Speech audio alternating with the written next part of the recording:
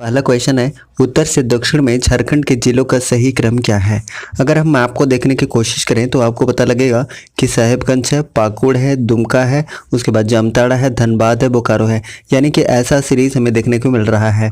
और ऐसे सीरीज के साथ ऑप्शन कौन सा हो जाएगा, तो ऑप्शन नंबर डी इसका बिल्कुल सही आंसर हो जाएगा।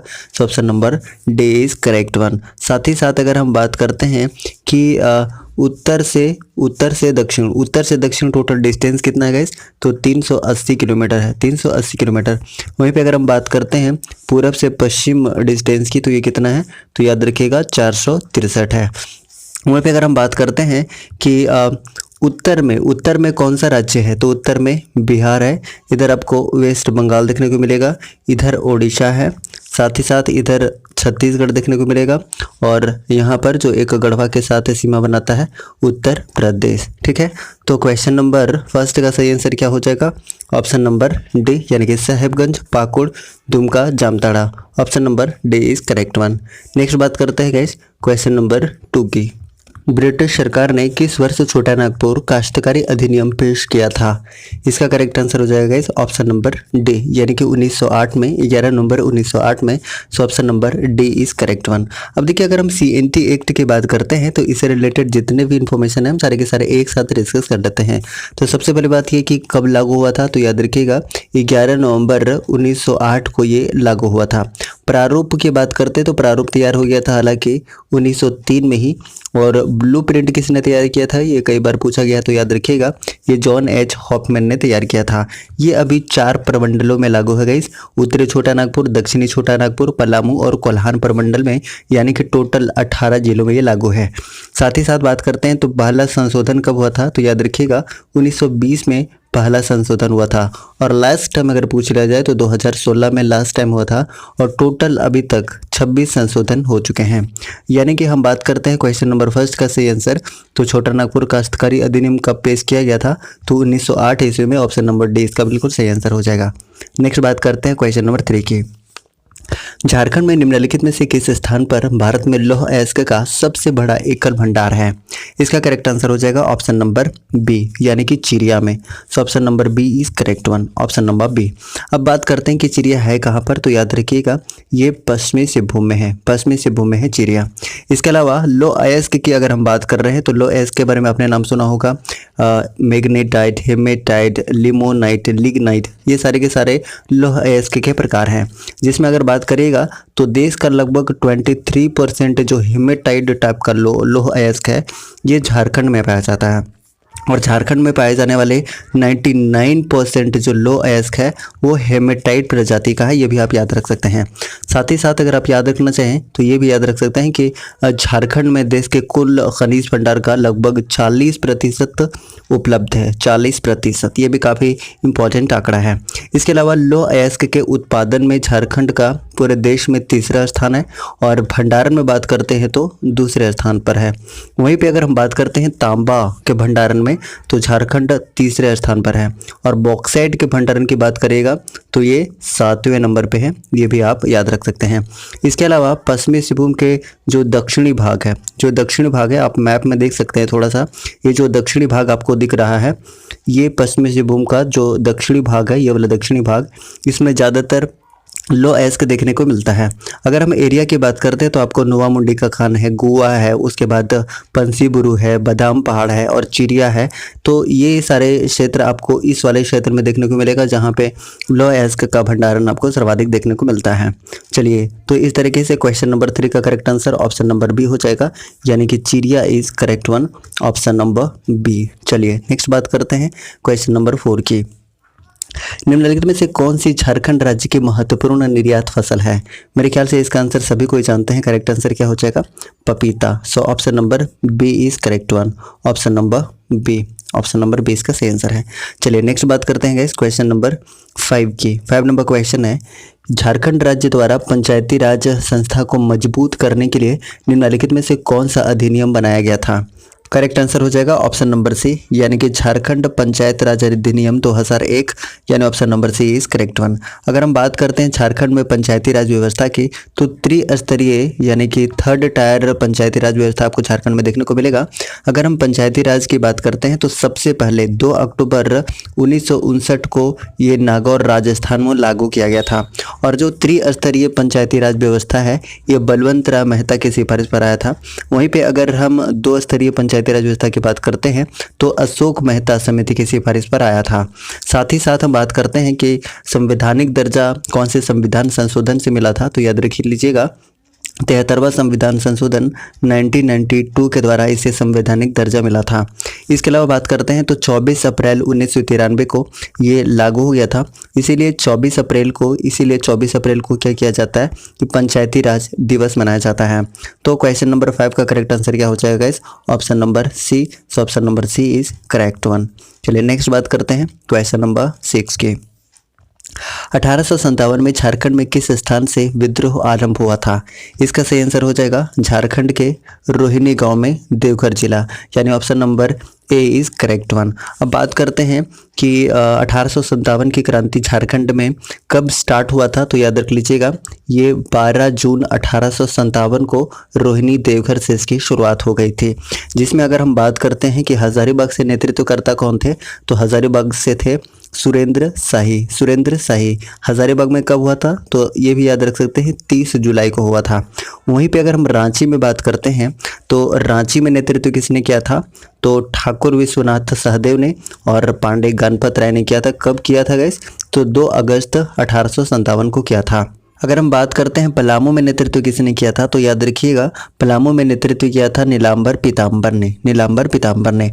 और नीलांबर पीताम्बर ने कब किया था नेतृत्व, तो ये भी याद रख सकते हैं 26 सितंबर 1858 को इन्होंने नेतृत्व किया था। और नीलांबर पीताम्बर को फांसी कब दी गई थी, ये भी कई बार पूछ ले जाता है, तो 28 मार्च 1859 को इनको फांसी दे दी गई थी लेस्लीगंज पलामू में इनको फांसी दे दी गई थी। यानी कि क्वेश्चन नंबर 6 का सही आंसर की बात करें, यानी कि 1857 में झारखंड में किस स्थान से विद्रोह प्रारंभ हुआ था, तो इसका करेक्ट आंसर हो जाएगा देवघर की रोहिणी से।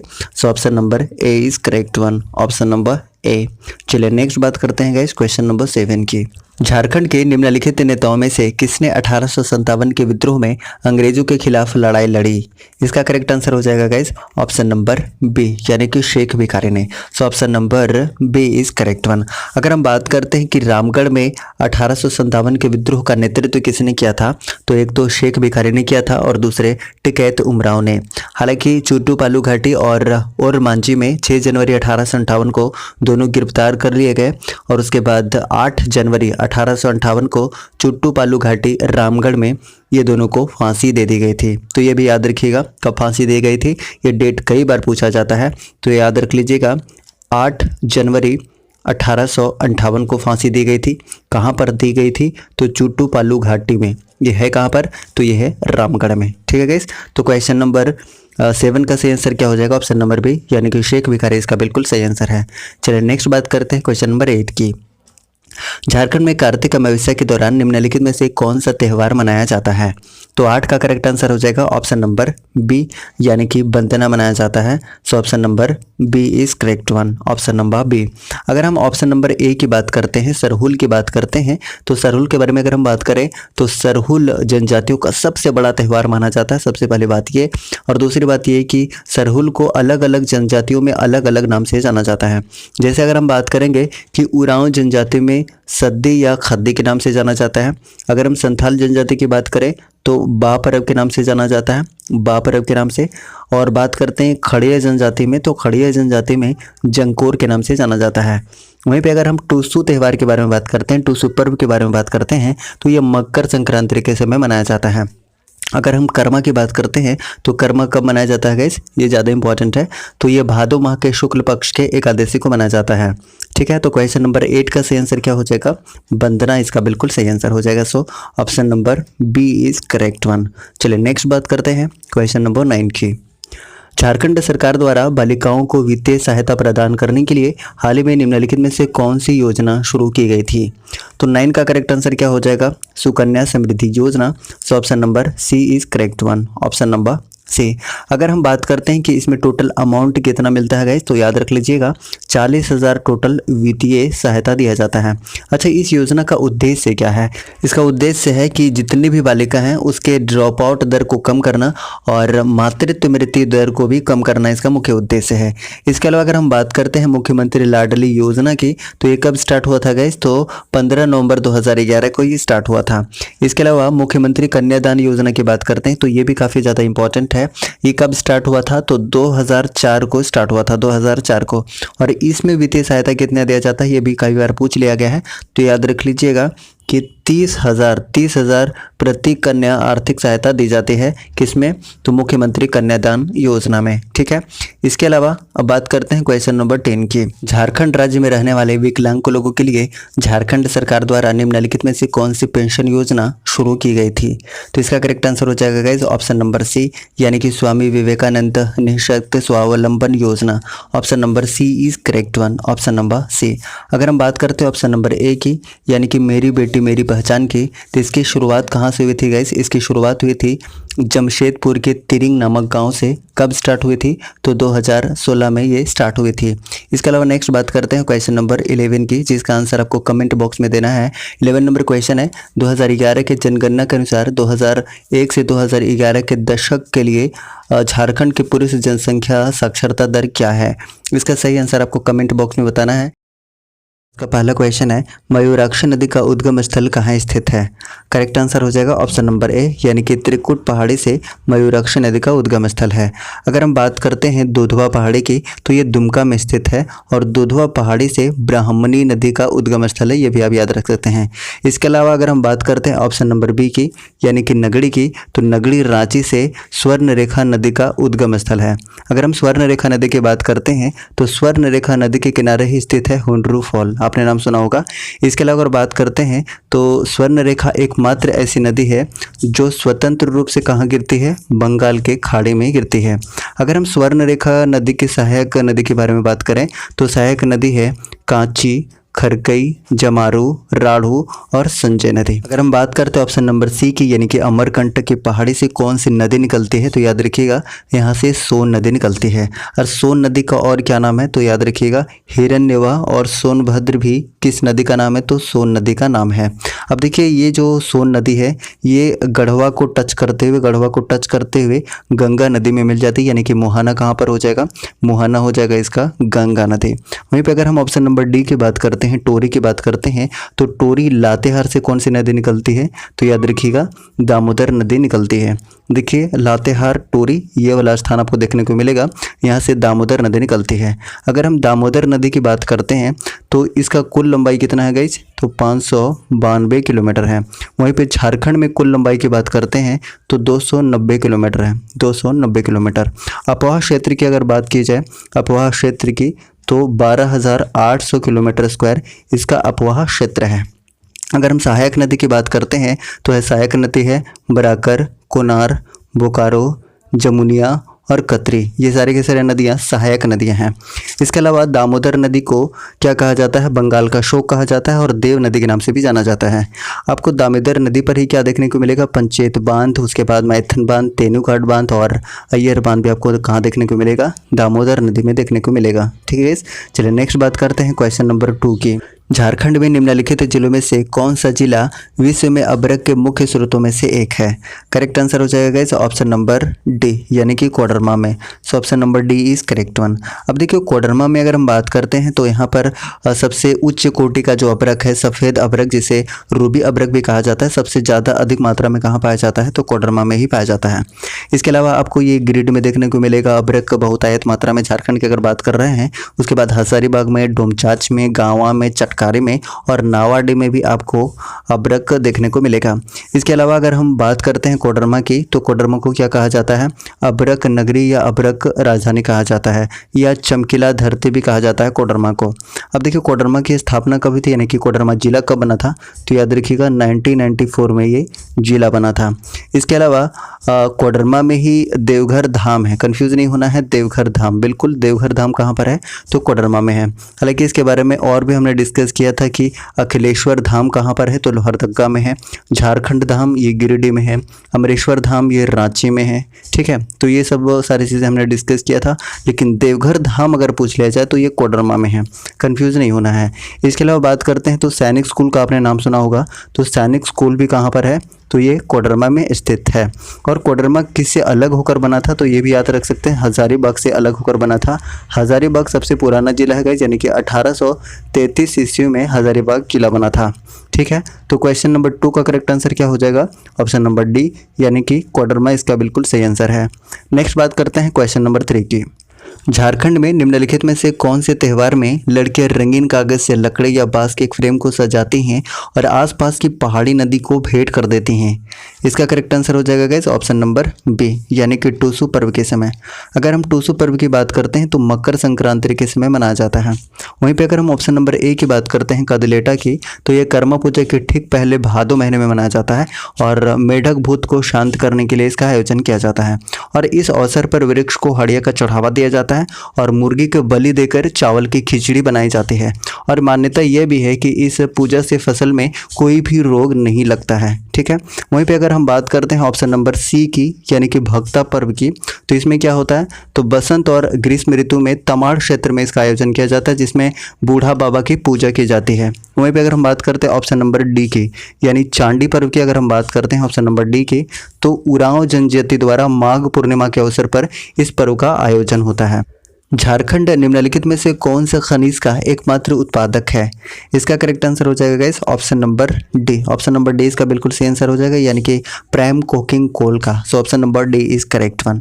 वहीं पे अगर हम ऑप्शन नंबर ए की बात करते हैं, लौह अयस्क की बात करते हैं, तो लौह अयस्क में झारखंड उत्पादन के दृष्टिकोण से तीसरे स्थान पर है, तीसरे स्थान पर। लेकिन भंडारण के दृष्टिकोण से बात करते हैं तो दूसरे स्थान पर है।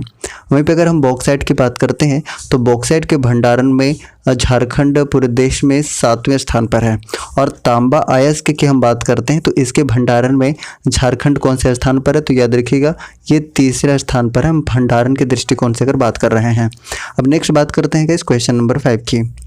निम्नलिखित में से कौन सा आंदोलन अपने शुरुआती चरण में कुड़ुक धर्म के नाम से जाना गया था? इसका करेक्ट आंसर क्या हो जाएगा, तो ऑप्शन नंबर डी इसका बिल्कुल सही आंसर हो जाएगा, यानी कि टाना भगत आंदोलन। अब देखिए टाना भगत आंदोलन की बात करते हैं कि शुरुआत कब हुई थी गाइस, 1914 में इसकी शुरुआत हुई थी। नेतृत्व किसने किया था, तो याद रखिएगा जतरा भगत ने इसका नेतृत्व किया था। अगर हम ऑप्शन नंबर ए की बात करते हैं खरवार आंदोलन की, तो ये कब हुआ था गाइस, ये हुआ था 1874 में। नेतृत्वकर्ता कौन थे, तो याद रखिएगा भागीरथ मांझी थे। अगर हम बात करते हैं ऑप्शन नंबर बी की, यानी कि मुंडा उलगुलान की, तो मुंडा उलगुलान कब हुआ था गाइस, याद रखिएगा ये 1895 से 1900 ईस्वी तक हुआ था। 1900 ईस्वी तक किसके द्वारा नेतृत्व किया गया था, तो याद रखिएगा बिरसा मुंडा के द्वारा इसको नेतृत्व प्रदान किया गया था। इसके अलावा सफा होड़ आंदोलन की बात करते हैं तो ये 1875 में हुआ था। किसके नेतृत्व में हुआ था, तो ये लाल हेम्ब्रेम के नेतृत्व में हुआ था। ठीक है, तो क्वेश्चन नंबर 5 का करेक्ट आंसर क्या हो जाएगा इस ऑप्शन नंबर डी इसका बिल्कुल सही आंसर हो जाएगा, यानी कि Tana Bhagat. So option number D is correct one. चलिए नेक्स्ट बात करते हैं क्वेश्चन नंबर 6 की। 6 नंबर क्वेश्चन है झारखंड का धोकरा निम्नलिखित में से किस शिल्पकला से संबंधित है? तो इसका करेक्ट आंसर क्या हो जाएगा इस ऑप्शन नंबर सी इसका बिल्कुल सही आंसर हो जाएगा, यानी कि धातु से संबंधित है। So option number C is correct one, option number C. चलिए नेक्स्ट बात करते हैं क्वेश्चन नंबर 7 की। झारखंड पंचायती राज अधिनियम 2001 को पंचायती राज में महिलाओं के लिए आरक्षण का कितना प्रतिशत प्रदान करने के लिए संशोधित किया गया था? करेक्ट आंसर हो जाएगा इस ऑप्शन नंबर डी, यानी कि 50%। सो option number D is correct one, option number D. चलिए नेक्स्ट बात करते हैं क्वेश्चन नंबर 8 की। Tata iron and steel company के संस्थापक कौन हैं? तो इसका करेक्ट आंसर हो जाएगा गाइस ऑप्शन नंबर बी, यानी कि Jamshed ji Tata. So option number B is correct one. अगर हम बात करते हैं कि टाटा की स्थापना कब हुई थी, तो याद रखिएगा 1907 ईस्वी में इसकी स्थापना हुई थी। और बात करते हैं यहाँ पे उत्पादन कब शुरू हुआ था, अगर हम लोहे की बात करते हैं तो 1911 ईस्वी में। और इस्पात की यानी कि स्टील का उत्पादन कब शुरू हुआ था, तो 1914 में स्टार्ट हो गया था। इसके अलावा कुछ और भी इन्फॉर्मेशन की अगर हम बात करते हैं तो टाटा को कच्चे लोहे की प्राप्ति कहाँ से होती है, तो याद रखिएगा नोवा मुंडी की खान से और गोवा से होती है। इसके अलावा और भी हम बात करते हैं तो कोयले की आपूर्ति कहाँ से होती है, तो झरिया से होती है और रानीगंज से भी होती है। रानीगंज कहाँ पर है, तो वेस्ट बंगाल में है। मैंगनीज और क्रोमाइट का कहाँ से होता है गाइस, तो चाईबासा के खान से, चाईबासा के खान से। इसके अलावा बात करते हैं कि चूना पत्थर और डोलोमाइट की आपूर्ति कहाँ से होती है, तो ये सुंदरवन ओडिशा से होती है, सुंदरवन ओडिशा से। ठीक है, तो क्वेश्चन नंबर 8 का करेक्ट आंसर क्या हो जाएगा गाइस, ऑप्शन नंबर बी इसका बिल्कुल सही आंसर है, यानी कि Jamshedji Tata. So option number B is correct one, option number B. चलिए नेक्स्ट बात करते हैं क्वेश्चन नंबर 9 की। निम्नलिखित में से कौन सा कथन बिरसा मुंडा के संबंध में गलत है, तो सबसे पहले हम बात करते हैं ऑप्शन नंबर ए की। बिरसा मुंडा ने सोनोत संथाल समाज की स्थापना की थी, ये गलत है, क्योंकि हम सभी जानते हैं कि सोनोत संथाल समाज की स्थापना किसने की थी, तो ये शिबू सोरेन ने की थी। कब की थी, 1970 ईस्वी में की थी, यानी कि ऑप्शन नंबर ए ही गलत मिल गया, मतलब ऑप्शन नंबर ए इसका बिल्कुल सही आंसर है, ऑप्शन नंबर ए। अब नेक्स्ट बात करते हैं क्वेश्चन नंबर 10 की। झारखंड में CSR लागू करना मुश्किल है, निम्न में से कौन सी उन समस्याओं में से एक नहीं है, तो इसका करेक्ट आंसर क्या हो जाएगा, इस ऑप्शन नंबर सी इसका बिल्कुल सही आंसर हो जाएगा, यानी कि कृषि भूमि की प्रचुर मात्रा में उपलब्धता। ऑप्शन नंबर सी इसका बिल्कुल सही आंसर है, ऑप्शन नंबर सी। अब नेक्स्ट बात करते हैं क्वेश्चन नंबर 11 की। क्वेश्चन नंबर 11 जिसका आंसर आपको कमेंट बॉक्स में देना है। क्वेश्चन है, फुलडुंगरी निम्नलिखित में से किस शहर के निकट स्थित है। आपको 4 ऑप्शन में एक ऑप्शन चूज करना है जो सही आंसर है, और सही आंसर को आपको कमेंट बॉक्स में इसका आंसर देना है। इस तरीके से टोटल 10 क्वेश्चन हमने कंप्लीट कर लिया है। अगर आपको सेशन पसंद आया तो प्लीज़ लाइक कीजिए, चैनल पर नए हैं तो प्लीज़ चैनल को सब्सक्राइब करके बेल आइकन को प्रेस कीजिए, ताकि आपको न्यू वीडियोज़ का नोटिफिकेशन बिल्कुल सही समय पर मिलता रहे। पहला क्वेश्चन है, झारखंड के पहले गैर भाजपा मुख्यमंत्री निम्नलिखित में से कौन थे। इसका करेक्ट आंसर हो जाएगा ऑप्शन नंबर ए, यानी कि शिबू सोरेन थे। अगर हम शिबू सोरेन के बारे में कुछ इंपॉर्टेंट इन्फॉर्मेशन की बात करते हैं तो सबसे पहली बात ये कि ये जेएमएम से हैं, यानी कि झारखंड मुक्ति मोर्चा से। अगर हम झारखंड मुक्ति मोर्चा की बात करें तो इसकी स्थापना कब हुई थी, तो 4 फरवरी 1973 को इसकी स्थापना हुई थी, जिसमें अध्यक्ष कौन बने थे, तो विनोद बिहारी महतो इसके अध्यक्ष बनाए गए थे। और महासचिव कौन थे, तो शिबू सोरेन उसके महासचिव थे। ठीक है, अगर हम बात करते हैं कि शिबू सोरेन कितने बार मुख्यमंत्री बने हैं, तो ये 3 बार मुख्यमंत्री बन चुके हैं। कब कब बने हैं, 2005 में बने थे, फिर 2008 में बन गए थे, उसके बाद 2009 में बने थे, राइट। और याद रखिएगा कि सबसे कम समय तक, यानी कि न्यूनतम 10 दिनों का कार्यकाल इन्हीं का नाम है झारखंड में। कब से कब तक, तो याद रख सकते हैं ये 2 मार्च 2005 से 12 मार्च 2005 तक, यानी कि मात्र 10 दिन के लिए ये सीएम बने थे, राइट। इतना याद रख सकते हैं। इसके अलावा बात करते हैं तो शिबू सोरेन को क्या क्या कहा जाता है, यानी उपनाम क्या क्या है, तो दिशोम गुरु है और गुरु जी है। ठीक है, अनुज कुमार सिन्हा के द्वारा 3 पुस्तकें लिखी गई हैं शिबू सोरेन के ऊपर, वो भी हम डिस्कस कर लेते हैं। तो कौन कौन सा पुस्तक है, तो दिशोम गुरु शिबू सोरेन, ट्रैवल हीरो शिबू सोरेन, और सुनो बच्चों आदिवासी संघर्ष के नायक शिबू सोरेन की गाथा। ठीक है, तो ये सारी चीज़ें आप याद रख सकते हैं। इसके अलावा बात कर सकते हैं कि 2004 में मनमोहन सिंह की सरकार में ये कोयला मंत्री भी रह चुके हैं शिबू सोरेन। ठीक है, इसके अलावा प्रथम मुख्यमंत्री की बात करते हैं, यानी कि बाबूलाल मरांडी की अगर हम बात करते हैं तो सबसे पहले इसका कार्यकाल पूछ लिया जाता है, तो याद रख सकते हैं 15 नवंबर 2000 से लेके 18 मार्च 2003 तक ये सीएम रहे थे। ठीक है, काफ़ी पूछा जाता है ये डेट। इसके अलावा इन्होंने अपनी खुद की पार्टी बनाई थी गाइस, कौन सी पार्टी थी, 2006 में इन्होंने पार्टी बनाया था। हालांकि शुरुआत में जो फर्स्ट सीएम बने थे ये भाजपा से ही बने थे, लेकिन बाद में 2006 में इन्होंने झारखंड विकास मोर्चा नामक पार्टी बनाई, और दोबारा से फिर से ये 2020 में भाजपा में शामिल हो गए। ठीक है, ओके। उसके बाद हम बात करते हैं अर्जुन मुंडा की। अगर अर्जुन मुंडा की बात करें तो ये दूसरे सीएम बने थे और भाजपा से बने थे। इनका कार्यकाल, पहला कार्यकाल काफ़ी इंपॉर्टेंट है क्योंकि एग्जाम में पूछा हुआ है, तो याद रख सकते हैं 18 मार्च 2003 से 2 मार्च 2005 तक ये सीएम रहे थे। ठीक है, और ये 3 बार सीएम रह चुके हैं, 3 बार। ठीक है, कब कब रहे हैं, तो 2005 से 2006, ठीक है, उसके बाद 2010 से 2013, और शुरुआत में हमने बताया था कि 2003 से 2005, यानी कि 3 बार ये सीएम रह चुके हैं, राइट। इसके अलावा बात करते हैं तो अभी वर्तमान इनका निर्वाचन क्षेत्र कौन सा है, तो खूंटी अभी वर्तमान इनका निर्वाचन क्षेत्र है, ठीक है। और बात करते हैं तो अभी वर्तमान में ये केंद्र में जनजाति मामले के कैबिनेट मंत्री हैं और भारतीय तीरंदाजी और झारखंड तीरंदाजी संघ के अध्यक्ष भी हैं, ठीक है। इसके अलावा अगर हम बात करते हैं मधु कोड़ा की बात करते हैं तो इनका कार्यकाल क्या था, तो 2006 से 2008 तक। और झारखंड के प्रथम निर्दलीय सीएम कौन थे, तो ये मधु कोड़ा का ही नाम आता और कई बार यहाँ से क्वेश्चन पूछा गया है। टोटल 6 लोग मुख्यमंत्री बन चुके हैं गाइस, अगर हम व्यक्ति वाइज बात करते हैं। और क्रम वाइज बात करते हैं तो टोटल 11 मुख्यमंत्री बन चुके हैं, राइट। अच्छा, उसके बाद हम रघुवर दास के बारे में भी थोड़ा सा डिस्कस कर लेते हैं, क्योंकि यहाँ से भी क्वेश्चन आपको देखने को मिल जाता है। तो इन्होंने सबसे पहले 5 साल का कार्यकाल पूरा किया था, 2014 से 2019 तक ये सीएम रहे हैं, ठीक है, इतना याद रख सकते हैं। इसके अलावा बात करेगा तो बाबूलाल मरांडी की सरकार में ये श्रम मंत्री भी रह चुके हैं, ठीक है, काफ़ी इंपॉर्टेंट है। और झारखंड के प्रथम गैर आदिवासी मुख्यमंत्री भी कौन है, तो ये रघुवर दास बने हैं, ठीक है। अब थोड़ा सा हम बात कर लेते हैं हेमंत सोरेन के बारे में। अगर हम हेमंत सोरेन की बात करें तो ये 11वें नंबर के मुख्यमंत्री हैं और ये दूसरी बार बने हैं। पहली बार कब बने थे, 13 जुलाई 2013 से 13 दिसंबर 2014 तक ये रहे थे। उसके बाद 2019 में ये दोबारा से दूसरी बार मुख्यमंत्री बने हैं झारखंड के, ठीक है। इसके अलावा बात करते हैं तो 2009 में ये राज्यसभा के सदस्य भी रह चुके हैं और 2019 में इनको एक अवार्ड भी मिला है, चैंपियन ऑफ चेंज अवार्ड, ठीक है। हालांकि हम बात करते हैं हेमंत सोरेन की तो 2 जगह से इन्होंने जीत दर्ज की थी, एक बरहेट से और एक दुमका से। हालांकि बाद में इन्होंने दुमका विधानसभा क्षेत्र से इस्तीफा दे दिया था। और उपचुनाव में कौन जीत दर्ज किया है, तो याद रख सकते हैं बसंत सोरेन ने यहाँ पर जीत दर्ज की है, काफ़ी महत्वपूर्ण है।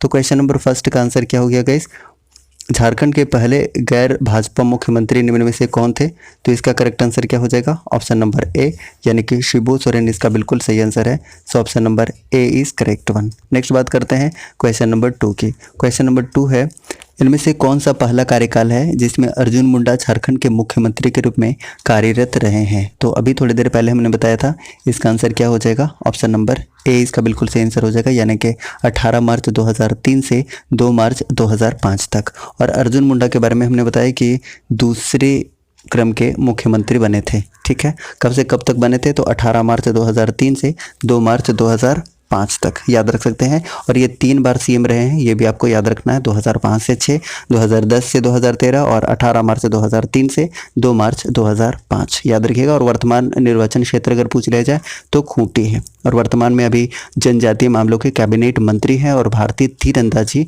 और झारखंड तीरंदाजी संघ के अध्यक्ष भी हैं, ठीक है।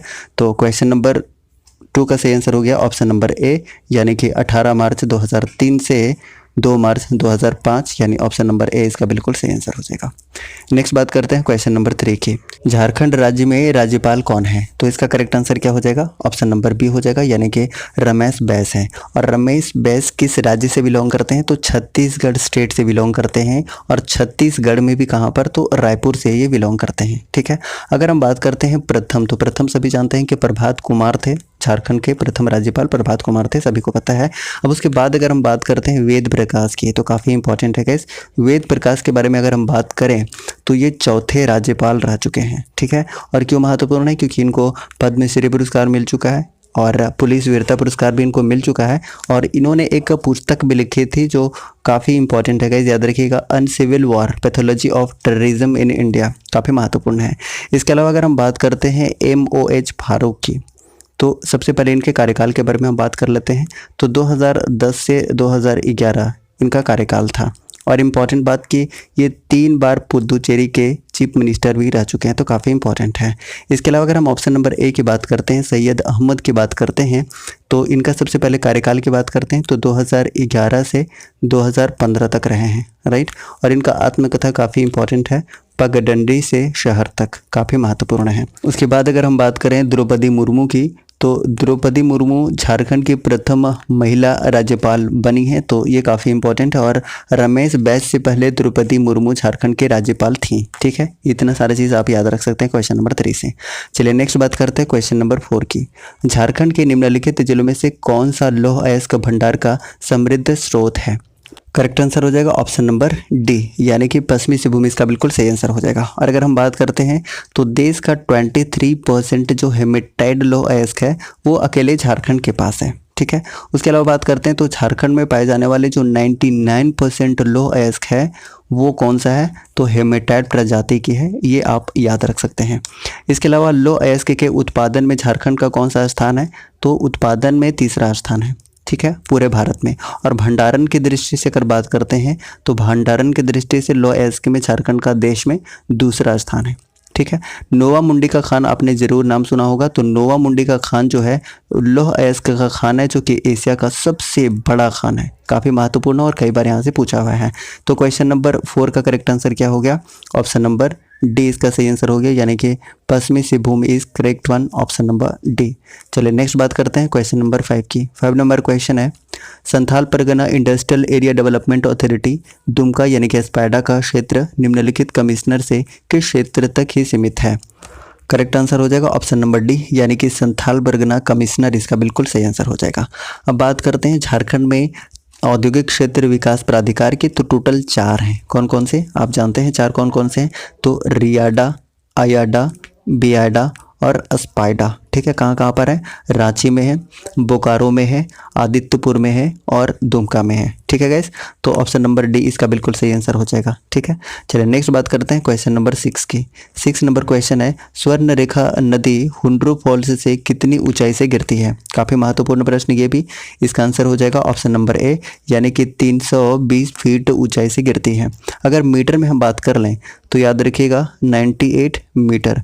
अगर हम हुंड्रू फॉल्स की बात कर रहे हैं तो सबसे पहले बात ये कि ये किस नदी पर है, तो स्वर्ण रेखा नदी पर, स्वर्ण रेखा नदी पर। ठीक है, कहाँ से निकलती है स्वर्ण रेखा नदी, तो नगड़ी रांची से निकलती है। ठीक है, याद रख लीजिएगा। उसके बाद अगर हम बात कर रहे हैं तो स्वर्ण रेखा नदी एकमात्र नदी है जो स्वतंत्र रूप से बंगाल की खाड़ी में गिरती है, ये काफ़ी महत्वपूर्ण है। अगर बात करते हैं झारखंड की सबसे ऊंची जलप्रपात कौन सी है, तो याद रखिएगा ये बूढ़ाघाघ या लोधघाघ जलप्रपात इसी को कहा जाता है। कहाँ पर है, लातेहार में। कौन सी नदी के किनारे स्थित है, तो याद रखिएगा ये कोयल नदी के किनारे, उत्तरी कोयल नदी का एक सहायक नदी है गाइस, बूढ़ाघाघ नदी, उसी पर स्थित है कौन सा, तो बूढ़ाघाघ जलप्रपात, जो कि काफ़ी महत्वपूर्ण है। तो क्वेश्चन नंबर 6 का सही आंसर क्या हो गया कि स्वर्ण रेखा नदी पर स्थित हुंड्रू फॉल्स कितनी ऊंचाई से गिरती है, तो इसका करेक्ट आंसर हो जाएगा ऑप्शन नंबर ए, यानी कि 320 फीट के ऊंचाई से गिरती है, यानी कि 98 मीटर की ऊंचाई से गिरती है। ऑप्शन नंबर ए इसका सही आंसर हो जाएगा। हालांकि आपको कहीं कहीं 321 भी देखने को मिल सकता है, 322 भी देखने को मिल सकता है, लेकिन जो बोर्ड ने आंसर माना है वो 320 माना है। मैं ये आंसर ले रहा हूँ किसका, दारोगा के नए सेट से। ठीक है, चलिए नेक्स्ट बात करते हैं क्वेश्चन नंबर 7 की। 2011 की जनगणना के अनुसार बोकारो जिले की लगभग आबादी क्या है, यानी कि इसका जनसंख्या क्या है, तो 7 का आंसर हो जाएगा ऑप्शन नंबर सी, यानी कि टोटल 20 लाख है लगभग अगर हम बात कर रहे हैं, लेकिन एग्जैक्ट अगर हम बात करें तो 20,62,330 इसका पूरा जनसंख्या, इसकी टोटल आबादी है। ठीक है, अगर हम बोकारो जिला के बारे में बात करते हैं तो इससे रिलेटेड जितने भी इन्फॉर्मेशन है सारे के सारे हम एक साथ डिस्कस करते हैं। तो सबसे पहले बात है कि बोकारो जिला कब बना था, तो याद रख सकते हैं 1 अप्रैल 1991 यानी कि 1991 में बोकारो जिला बना था। अनुमंडल की संख्या कितनी है बोकारो जिला में, तो टोटल 2 अनुमंडल है, एक तो चास आपको देखने को मिलेगा और दूसरा बोकारो है। ठीक है, प्रखंडों की संख्या की बात करें तो टोटल 9 प्रखंड है। राइट, अगर विधानसभा क्षेत्र की हम बात करते हैं तो टोटल विधानसभा क्षेत्र है 4। कौन कौन सा है, गोमिया है, बोकारो है, बेरमो है और चंदन क्यारी है, ये 4 विधानसभा क्षेत्र हैं बोकारो जिला में। उसके बाद बात करते हैं कुछ महत्वपूर्ण पर्यटन स्थल की, तो आपने नाम सुना होगा जवाहरलाल नेहरू पार्क, ये भी कहाँ पर है, तो बोकारो में है। इसके अलावा चंद्रपुरा पक्षी विहार भी है, तेनुघाट बांध भी है, मोहन अहूजा स्टेडियम भी कहाँ पर है, तो ये बोकारो में है। इसके अलावा आपने नाम सुना होगा दलाही कुंड का, ये भी बोकारो में स्थित है। कुछ महत्वपूर्ण मेला के बारे में अगर हम बात करना चाहें तो बेरमो का जो हथिया मेला है ये कहाँ पर लगता है, तो ये भी बोकारो में लगता है, काफ़ी महत्वपूर्ण है। कब लगता है, तो मकर संक्रांति के समय में लगता है। ठीक है, और बोकारो के जो लुगु बुरु हैं, आपने नाम सुना होगा ज़रूर, लुगु बुरु, ये संथाल समुदाय के पिता कहे जाते हैं। ठीक है, और बोकारो में स्थित जो तेनुघाट डैम है वो देश का सबसे बड़ा अर्थेन डैम है। अर्थेन डैम, सबसे बड़ा अर्थेन डैम कौन सा है पूरे देश का, भारत का, तो याद रख सकते हैं ये तेनुघाट डैम है। ठीक है। उसके बाद हम बात करते हैं बोकारो लौह इस्पात संयंत्र के बारे में, क्योंकि यहाँ से भी काफ़ी इंपॉर्टेंट प्रश्न बन सकते हैं। तो सबसे पहले बोकारो इस्पात संयंत्र की बात करते हैं। तो इसकी स्थापना कब हुई थी? तो 1964 में इसकी स्थापना हुई थी। किसके सहायता से ये बना था? तो रूस के सहायता से बना था। रूस के सहायता से। किसके अधीन है? तो सेल के अधीन कार्यरत है, सेल के अधीन, ठीक है। उसके बाद अगर हम बात करते हैं तो उत्पादन कब शुरू हुआ था? तो याद रख सकते हैं यहाँ पे उत्पादन शुरू हुआ था 1972 में, ठीक है। और दूसरा महत्वपूर्ण लौह इस्पात उद्योग है पूरे झारखंड में, पहला आप जानते हैं टिस्को है, जिसकी स्थापना कब हुई थी? 1907 में, यानी कि 1907 में टिस्को की स्थापना हुई थी, जो कि पहला है। और दूसरा महत्वपूर्ण उद्योग कौन सा है? तो इस्पात उद्योग संयंत्र, जो कि बोकारो में है, काफ़ी इंपॉर्टेंट है, राइट। उसके बाद बात करते हैं कि बोकारो में भी एग्जैक्ट स्थान पर कहाँ पर है? तो ये माराफारी नामक स्थान पर है, या फिर गरगा डैम बोल सकते हैं, या तेनुघाट के निकट स्थित है, ठीक है। उसके बाद बात करते हैं तो ये जो बोकारो स्टील प्लांट है वो भारत का स्वदेशी स्टील प्लांट है, पहली बात तो ये, और देश का चौथा सबसे बड़ा इस्पात संयंत्र है। चौथा सबसे बड़ा इस्पात संयंत्र है, काफ़ी इंपॉर्टेंट है। तो पहला, दूसरा, तीसरा नंबर पे कौन है? तो पहला नंबर पे कौन सा है? तो आपको राउरकेला इस्पात संयंत्र देखने को मिलेगा, जो कि जर्मनी के सहायता से बना था। कई बार पूछा हुआ है, काफ़ी महत्वपूर्ण है। उसके बाद भिलाई इस्पात संयंत्र की बात करें तो ये रूस के सहायता से बना था, रूस के सहायता से। और तीसरा कौन सा है? तीसरा है दुर्गापुर इस्पात संयंत्र, जो कि ब्रिटेन की सहायता से बना था, इंग्लैंड की सहायता से बना था।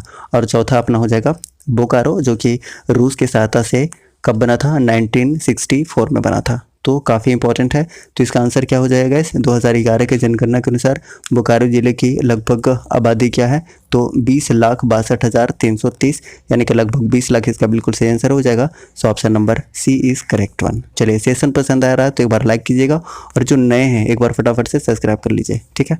चलिए नेक्स्ट बात करते हैं क्वेश्चन नंबर 8 की। पुरानी सिंहभूम से कितने ब्लॉक अलग करने के बाद पूर्वी सिंहभूम जिला का गठन किया गया है? 8 का सही आंसर हो जाएगा ऑप्शन नंबर सी, यानी कि 9 ब्लॉक इसका बिल्कुल सही आंसर हो जाएगा, ऑप्शन नंबर सी। अब देखिए, बात आई है पूर्वी सिंहभूम की, तो पूर्वी सिंहभूम से रिलेटेड जितने भी इंफॉर्मेशन हो सकते हैं सारे के सारे हम एक साथ डिस्कस कर लेते हैं। तो सबसे पहली बात ये है कि इसे ढाल राजाओं की भूमि कहा जाता है, और अंग्रेजों का प्रवेश द्वार भी किसे कहा जाता है? तो पूर्वी सिंहभूम को कहा जाता है। इसकी स्थापना कब हुई थी, यानी कि ये जिला कब बना था? तो याद रखिएगा 16 जनवरी 1990 को ये जिला बना था। अनुमंडल कितने हैं? अगर टोटल अनुमंडल की बात करें तो टोटल 2 अनुमंडल हैं, एक ढालभूम है और दूसरा घाटशिला है। प्रखंड की अगर हम बात करते हैं तो टोटल 11 प्रखंड है। विधानसभा क्षेत्र टोटल 6 हैं, ठीक है। लोकसभा संसदीय क्षेत्र की बात करें तो जमशेदपुर है। नदी की बात करते हैं, कौन कौन सी नदी यहाँ से होकर गुजरती है? तो स्वर्ण रेखा नदी, जिसके बारे में हमने बताया कि नगड़ी रांची से निकलती है, राइट, और स्वतंत्र रूप से बंगाल की खाड़ी में गिरती है। ये कहाँ बहती है? तो स्वर्ण रेखा नदी ये पूर्वी सिंहभूम में भी बहती है। इसके अलावा खरकई नदी भी काफ़ी महत्वपूर्ण है पूर्वी सिंहभूम से। कुछ धार्मिक स्थान की बात करते हैं जो कि काफ़ी महत्वपूर्ण है, तो रंकनी मंदिर है, चित्रेश्वर धाम है, हरिना मेला, भुवनेश्वरी मंदिर, ये सारे के सारे फेमस है पूर्वी सिंहभूम में। कुछ पर्यटन स्थल की और अगर हम बात कर लें तो आप याद रख सकते हैं दालमा वन्य जीव अभयारण्य यहाँ पर इंपॉर्टेंट है, धारागिरी जलप्रपात इंपॉर्टेंट है, और टाटा स्टील जो जोलॉजिकल पार्क है ये भी कहाँ पर है? तो ये पूर्वी सिंहभूम में है, Tata steel zoological park. Dimna झील भी आपको कहाँ देखने को मिलेगा? तो पूर्वी सिंहभूम में देखने को मिलेगा डिमना झील। जुबली पार्क भी कहाँ पर है? जमशेदपुर में है। किनन स्टेडियम आपको देखने को मिलेगा, किनन स्टेडियम जमशेदपुर में है। हुडको झील भी कहाँ पर है? तो ये पूर्वी सिंहभूम में है। इसके अलावा अगर हम बात करते हैं तो राष्ट्रीय धातु कर्म प्रयोगशाला भी पूर्वी सिंहभूम में स्थित है, ठीक है। और आपने नाम सुना होगा ज़रूर जेवियर लेबर रिसर्च इंस्टीट्यूट का, जो कि जमशेदपुर में है, जिसकी स्थापना कब हुई थी? तो 1949 में हुई थी। तो ये सारी की सारी चीज़ें आप यहाँ से याद रख सकते हैं। तो इसका आंसर क्या हो जाएगा? पुराने सिंहभूम से कितने ब्लॉक अलग करने के बाद पूर्वी सिंहभूम जिला का गठन किया गया था? तो इसका बिल्कुल सही आंसर हो जाएगा ऑप्शन नंबर सी, यानी कि 9 ब्लॉक से। सो ऑप्शन नंबर सी इसका बिल्कुल सही आंसर हो जाएगा। नेक्स्ट बात करते हैं क्वेश्चन नंबर 10 की। हरिहर धाम बगोदर झारखंड में किस जगह पर स्थित है? तो इसका करेक्ट आंसर हो जाएगा ऑप्शन नंबर सी, यानी कि गिरिडीह जिला में स्थित है। अब बात करते हैं गिरिडीह जिला के बारे में। तो गिरिडीह जिला कब बना था? याद रखिएगा 4 दिसंबर 1972 को ये जिला बना था। और गिरिडीह को क्या कहा जाता है? जैन तीर्थंकरों की निर्वाण भूमि का भी कहा जाता है। और यहाँ से काफ़ी इंपॉर्टेंट याद रख सकते हैं, पारसनाथ पहाड़ी काफ़ी महत्वपूर्ण है। तो सबसे पहले इसकी हाइट की बात करते हैं। तो इसकी हाइट क्या है? तो 1365 मीटर इसकी हाइट है, मीटर में अगर हम बात कर रहे हैं। लेकिन अगर हम फीट में बात करें तो 4478 फीट इसकी ऊंचाई है, जो कि झारखंड की सबसे ऊंची चोटी है। और दूसरी सबसे ऊंची चोटी हमने बताया था शुरुआत की पहाड़ी है, जो कि गढ़वा में है। कितना है? 3819 फीट है, अगर हम फीट में बात कर रहे हैं, राइट। उसके बाद पारसनाथ पहाड़ी से और क्या याद रख सकते हैं? तो पारसनाथ पहाड़ी से आप याद रख सकते हैं कि यहाँ पर 24 में से 20 तीर्थंकरों ने निर्वाण प्राप्त किया है। और ये जो पारसनाथ पहाड़ी है वो समर्पित है 23वें तीर्थंकर पार्श्वनाथ को, ठीक है। यानी कि किससे संबंधित है? तो 23वें तीर्थंकर पार्श्वनाथ से संबंधित है, काफ़ी महत्वपूर्ण है। उसके बाद और भी हम गिरिडीह की बात करते हैं तो आप यहाँ से याद रख सकते हैं कि मधुबन यहाँ पर स्थित है। झारखंड धाम भी यहीं पर स्थित है गाइस, गिरिडीह जिला में, जो कि काफ़ी महत्वपूर्ण है। यहाँ से कई बार एग्जाम में पूछा हुआ है। तो झारखंड धाम और हरिहर धाम दोनों कहाँ पर है? तो गिरिडीह जिला में है। इसके अलावा कुछ और पर्यटन स्थल की हम बात करते हैं तो यहाँ पे आपको खंडोली डैम देखने को मिलेगा और खंडोली पहाड़ी भी यहाँ देखने को मिलेगा। इसके अलावा उसरी जलप्रपात भी कहाँ पर है? तो गिरिडीह जिला में है। उसके बाद बात करते हैं कि बाबूलाल मरांडी, जो कि झारखंड के प्रथम मुख्यमंत्री थे, आपने नाम सुना है। और इनके वर्तमान जो निर्वाचन क्षेत्र है अभी कौन सा है? राजधनवार गिरिडीह है, राइट। अगर हम बात करते हैं कि गिरिडीह जिले में क्या क्या पाया जाता है मुख्य रूप से, तो आप यहाँ से याद रख सकते हैं कि कोयला पाया जाता है, रूबी टाइप का अभ्रक पाया जाता है, काफ़ी इंपॉर्टेंट है अभ्रक। ये कोडरमा हजारीबाग के अलावा गिरिडीह में भी पाया जाता है, काफ़ी महत्वपूर्ण है। कौन सा? तो रूबी टाइप का। इसके अलावा मानिकी किले भी काफ़ी प्रसिद्ध है, ये भी काफ़ी इंपॉर्टेंट है, ठीक है गैस। चलिए, शुरुआत पहाड़ी के बारे में हमने डिस्कस किया था कि शुरुआत पहाड़ी एक्चुअली में है कहाँ पर? तो यह है गढ़वा में। और अगर प्रखंड पूछ ले तो याद रखिएगा भंडारिया प्रखंड में स्थित है। ऊंचाई हमने बात की थी कितनी? 3819 फीट, काफ़ी महत्वपूर्ण है, ठीक है। तो क्वेश्चन नंबर 10 का सही आंसर क्या हो जाएगा? यानी कि हरिहर धाम बगोदर झारखंड में किस जगह पर स्थित है? तो ये गिरिडीह जिला में स्थित है। तो ऑप्शन नंबर कौन सा? ऑप्शन नंबर सी इसका बिल्कुल सही आंसर हो जाएगा, गिरिडीह, ठीक है। चलिए नेक्स्ट बात करते हैं 11 नंबर क्वेश्चन, जिसका आंसर आपको कमेंट बॉक्स में देना है। गुमला जिला झारखंड के किस हिस्से में स्थित है? इसका सही आंसर आपको बताना है। देखिए, ऑप्शन नंबर ए है पूर्व पश्चिम भाग में, ऑप्शन नंबर बी है उत्तर पश्चिम भाग में, और ऑप्शन नंबर सी है उत्तर भाग में या दक्षिण पश्चिम भाग में। इसका सही आंसर आपको कमेंट बॉक्स में बताना है। इस तरीके से आज का सेशन हमने कंप्लीट कर लिया है, धमाकेदार सेशन। आपको अगर सेशन पसंद आए तो प्लीज़ लाइक कीजिएगा, और चैनल पर नए हैं तो प्लीज़ चैनल को सब्सक्राइब करके और बेल आइकन को प्रेस कीजिएगा, ताकि आपको न्यू वीडियोज़ का नोटिफिकेशन बिल्कुल सही समय पर मिलता रहेगा। खोल दे पंख मेरे कहता है परिंदा, खोल दे पंख मेरे कहता है परिंदा, अभी और उड़ान बाकी है, जमी नहीं है मंजिल मेरी, अभी पूरा आसमान बाकी है। और आज का पहला क्वेश्चन है, हिंदू कैलेंडर के अनुसार कर्मा महोत्सव कब मनाया जाता है? इसका करेक्ट आंसर हो जाएगा ऑप्शन नंबर ए, यानी कि भादो माह में मनाया जाता है। ऑप्शन नंबर ए इसका बिल्कुल सही आंसर हो जाएगा। अब एग्जैक्ट हम बात करते हैं तो भादो महीने के शुक्ल पक्ष के एकादशी को मनाया जाता है ये कर्मा, राइट। अब देखिए, दो कर्मा आपको कम से कम ध्यान रखना है, एक तो देश कर्मा होता है और दूसरा राजकर्मा होता है, ठीक है। अगर हम देश कर्मा की बात करते हैं तो इसकी पूजा कहाँ की जाती है? तो अखड़ा या अखाड़ा में की जाती है। और जो राजकर्मा है ये सेलिब्रेट कहाँ किया जाता है? तो अपने घर और आंगन में किया जाता है। इसके अलावा बात करते हैं तो कर्मा के जस्ट पहले कौन सा त्यौहार मनाया जाता है? तो कदलेटा त्यौहार मनाया जाता है, कदलेटा त्यौहार। और ये क्यों मनाया जाता है? तो जो गाँव में मेढक भूत होते हैं उसे शांत करने के लिए मनाया जाता है, ठीक है। अब झारखंड के और भी हम त्यौहार के बारे में बात करते हैं तो सबसे पहले बात करते हैं सरहुल के बारे में।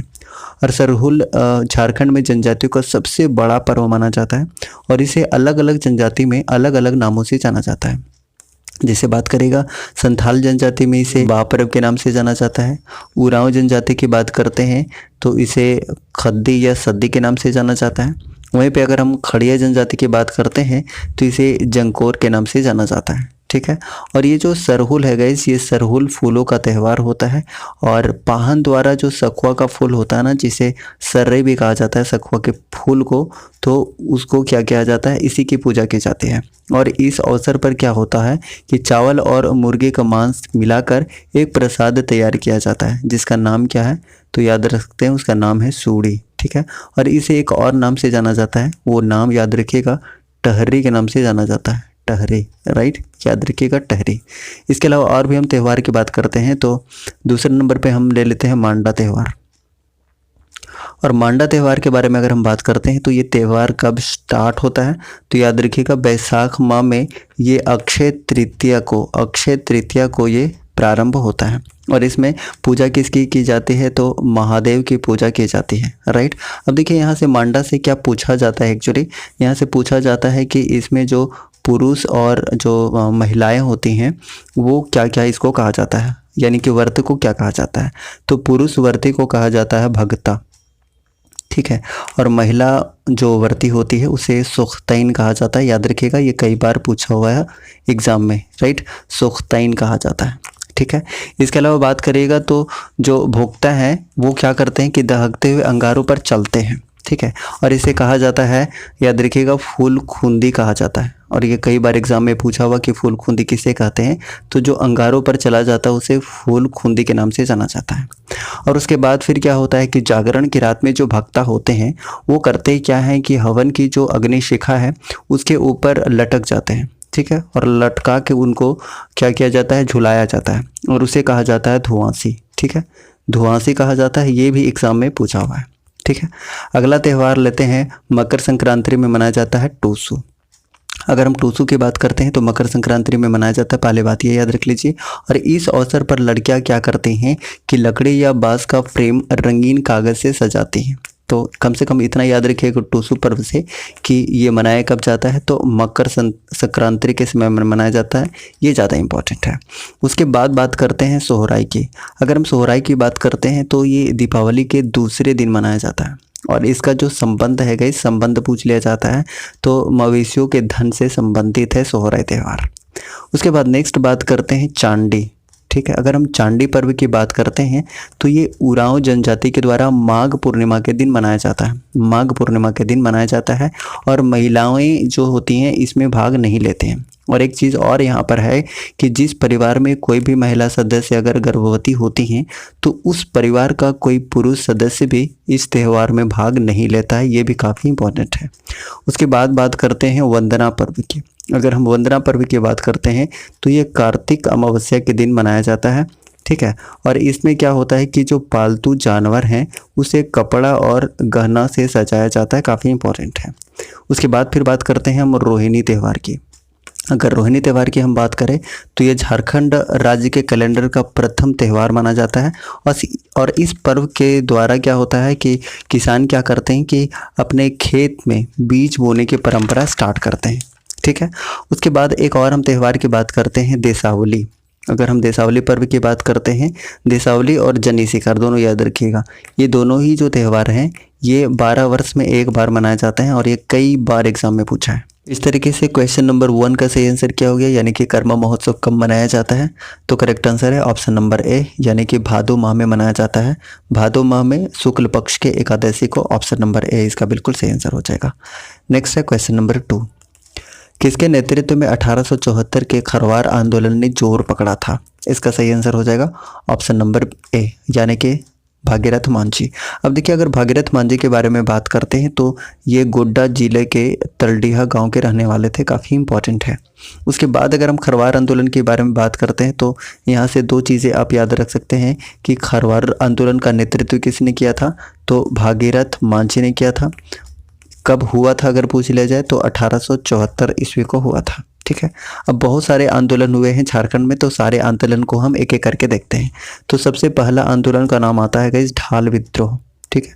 अगर हम ढाल विद्रोह की बात करते हैं तो ये कब से कब तक हुआ था, तो 1767 से 77 तक चला था, यानी कि टोटल 10 वर्षों तक ये चला था। इसमें नेतृत्वकर्ता कौन थे, तो याद रखिएगा जगन्नाथ ढाल इसके नेतृत्वकर्ता थे।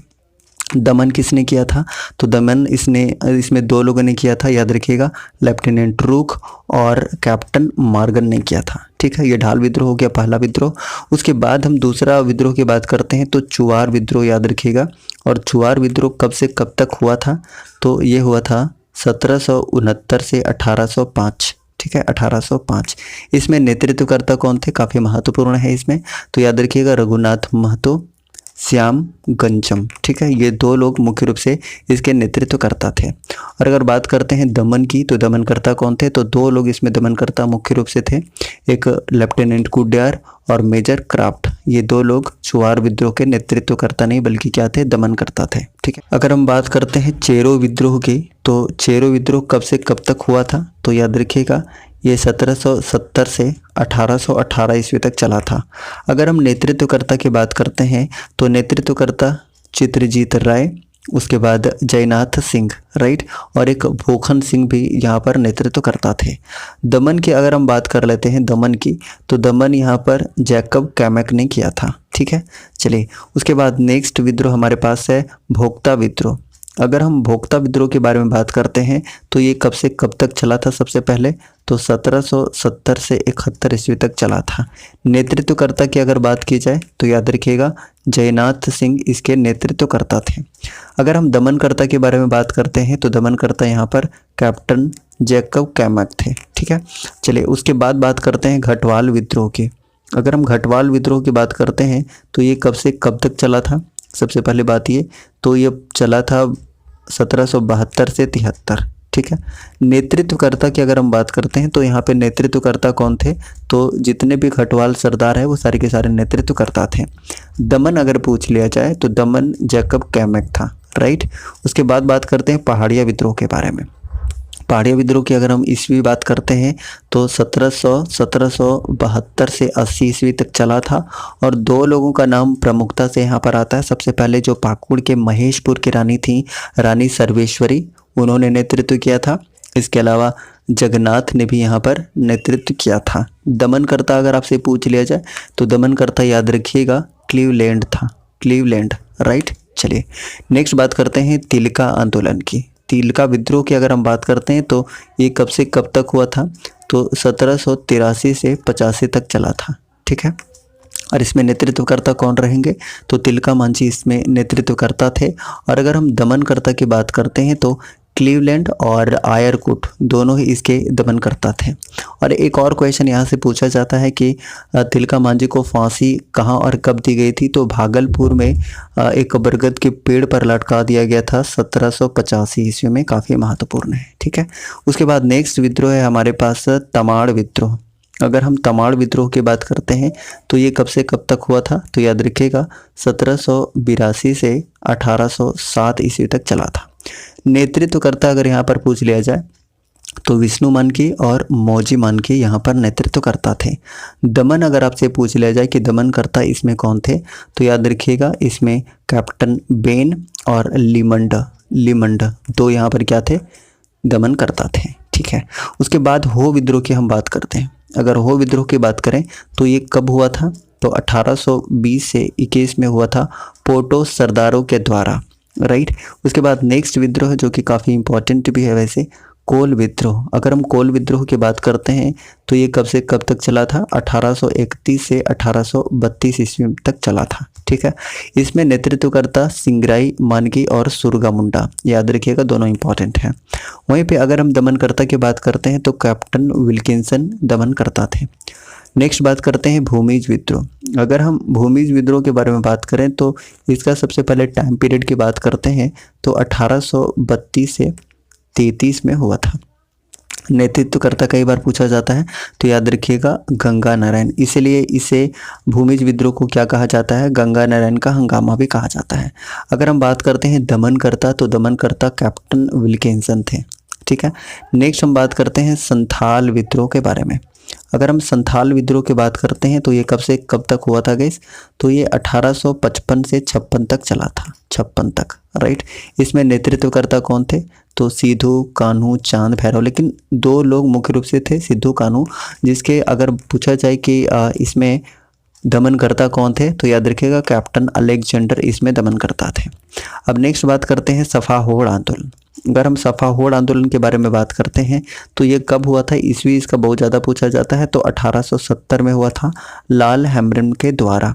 ठीक है, अगर हम खरवार विद्रोह की बात करते हैं तो खरवार विद्रोह कब हुआ था? तो 1874 को हुआ था। किसके द्वारा हुआ था? तो भागीरथ मांझी के द्वारा हुआ था। उसके बाद नेक्स्ट बात करते हैं ताना भगत आंदोलन की।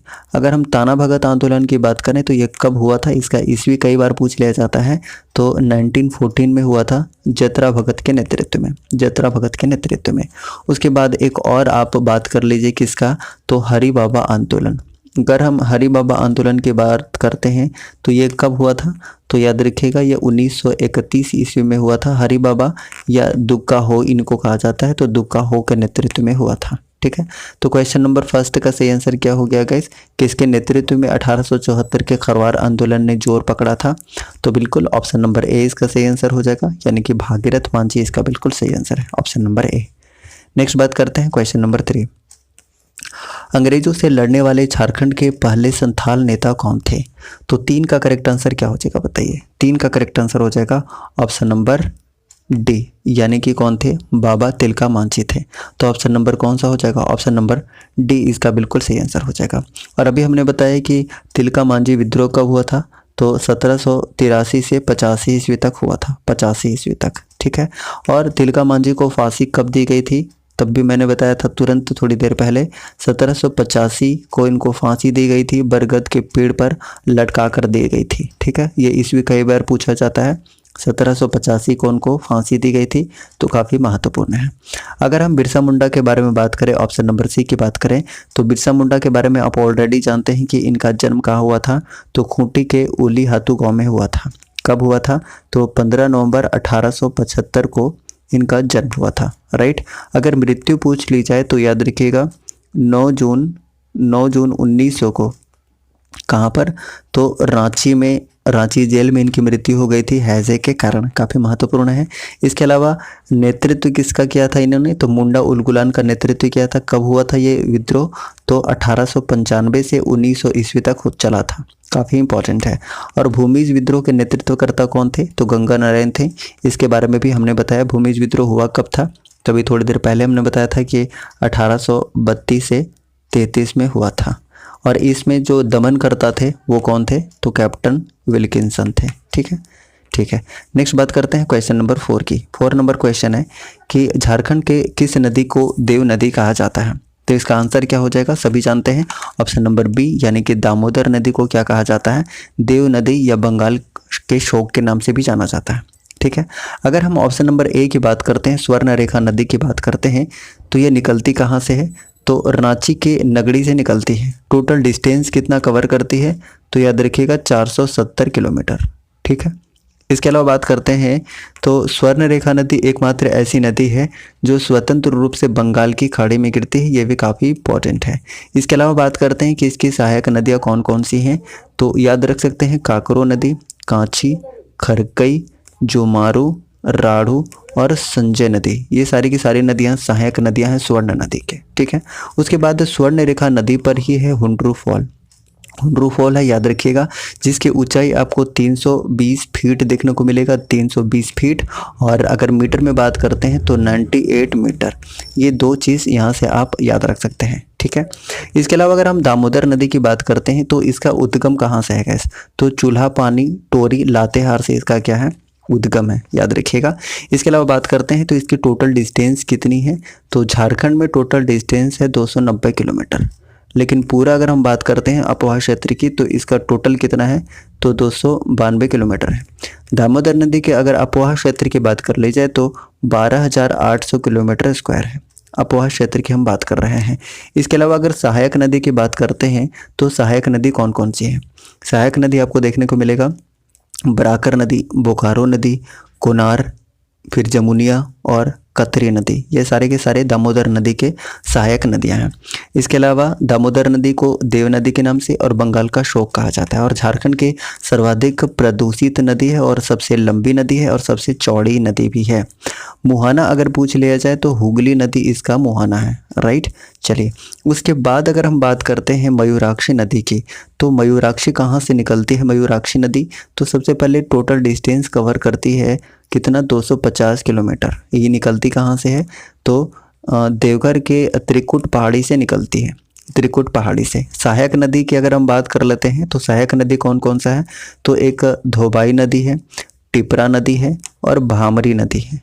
ठीक है, अपवाह क्षेत्र कौन कौन से जिला में है इसका, तो आपको देखने को मिलेगा, एक तो दुमका में है, साहेबगंज, गोड्डा और देवघर में देखने को मिलेगा। और मयूराक्षी नदी जिसे मोर नदी के नाम से जाना जाता है, एकमात्र ऐसी नदी है जो कि नौका गम्य के लिए काफ़ी प्रसिद्ध है। ठीक है, मयूराक्षी नदी त्रिकुट पहाड़ी से निकलती है। उसके बाद अगर हम बात करते हैं ब्राह्मणी नदी की, तो ब्राह्मणी नदी कहाँ से निकलती है गैस, तो ये कहाँ से, दुधवा पहाड़ी दुमका से निकलती है। अगर इसके हम सहायक नदी की बात करते हैं तो गुमरो और एर्रो इसकी 2 सहायक नदियां हैं जो कि काफ़ी महत्वपूर्ण हैं। उसके बाद और भी अगर हम नदी की बात करते हैं तो बराकर नदी की अगर हम बात कर लेते हो तो पद्मा हजारीबाग में ये छोटा नागपुर के पठार से निकलता है और डिस्टेंस कितना कवर करता है, तो याद रखिएगा 225 किलोमीटर, ठीक है। वहीं पे अगर हम अजय नदी की बात कर लें, तो अजय नदी कहाँ से निकलती है, तो मुंगेर बिहार से निकलती है। इसके सहायक नदी की अगर हम बात करते हैं तो सहायक नदी याद रखिएगा कम से कम 2, ठीक है, एक तो पत्रो और एक जयंती, इसकी 2 सहायक नदियां हैं जो कि काफ़ी महत्वपूर्ण है। उसके बाद और भी नदी की बात करते हैं, जैसे गुमानी नदी का आपने नाम सुना होगा, ये कहाँ से निकलती है, तो राजमहल पहाड़ी से निकलती है। उसके बाद हम बात करते हैं बसलोई नदी की, तो बसलोई नदी की अगर बात कर ली जाए तो बांस पहाड़ी गोड्डा से इसका उद्गम है। अगर इसका मुहाना की बात करें तो गंगा नदी इसका मुहाना है, ठीक है। आगे और भी बात करते हैं दक्षिणी कोयल नदी की, तो दक्षिणी कोयल नदी कहाँ से निकलती है, नगड़ी रांची, जहाँ से स्वर्ण रेखा नदी निकलती है।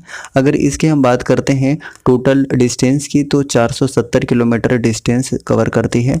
और सहायक नदी की बात करते हैं तो मुख्य सहायक नदी है दक्षिणी कोयल की कारो नदी, ठीक है। और एक इम्पॉर्टेंट चीज़ यहाँ से याद रखिएगा कि शंख नदी से मिलकर ये ओडिशा में ब्राह्मणी नदी के नाम से जानी जाती है, ब्राह्मणी नदी के नाम से, ठीक है, जिसके बारे में हमने बताया कि दुधवा पहाड़ी दुमका से निकलती है।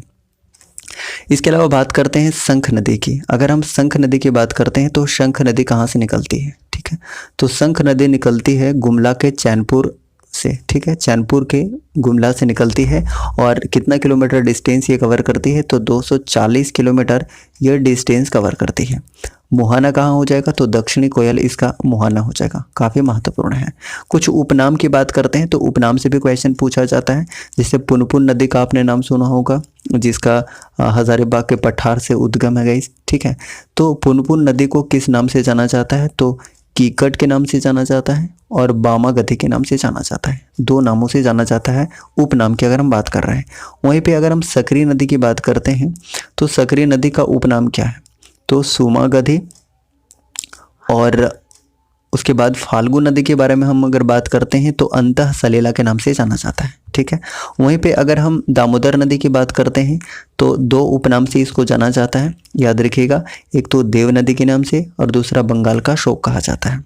मयूराक्षी नदी के बारे में शुरुआत में ही हमने बताया था कि मयूराक्षी नदी को क्या कहा जाता है, तो मोर नदी के नाम से भी जाना जाता है, जो कि नौकागम्य के लिए काफ़ी प्रसिद्ध है। निकलती कहाँ से, त्रिकुट पहाड़ी देवकर से निकलती है, ठीक है। क्वेश्चन नंबर 5 की, जनी शिकार त्यौहार कितने वर्षों के अंतराल में मनाया जाता है, तो इसका करेक्ट आंसर हो जाएगा ऑप्शन नंबर सी, यानी कि 12 वर्ष के अंतराल में मनाया जाता है। और हमने बताया था कि एक देशावली और जो जनी शिकार है दोनों ही त्यौहार 12 वर्ष के अंतराल में मनाए जाते हैं, तो ऑप्शन नंबर सी इसका बिल्कुल सही आंसर हो जाएगा। नेक्स्ट बात करते हैं क्वेश्चन नंबर 6 की। 6 नंबर क्वेश्चन है, मांडा या मंडा एक अहम त्यौहार है जिसे निम्नलिखित में से किस राज्य में मनाया जाता है, तो किस राज्य में मनाया जाता है। कुछ देर पहले ही हमने डिस्कस किया था कि ये झारखंड राज्य में मनाया जाता है, और फिर से दोबारा से अगर हम डिस्कस करना चाहें तो आप यहाँ से कम ये याद रख सकते हैं कि ये प्रारंभ कब होता है, तो वैशाख माह में अक्षय तृतीया को ये प्रारंभ होता है। और इसमें किसकी पूजा की जाती है, तो महादेव की पूजा की जाती है। और इसमें हमने बताया था कि जो पुरुष व्रती हैं उसे भगता कहा जाता है, और जो महिला व्रती होती हैं उन्हें क्या कहा जाता है, तो सोख्ताइन कहा जाता है।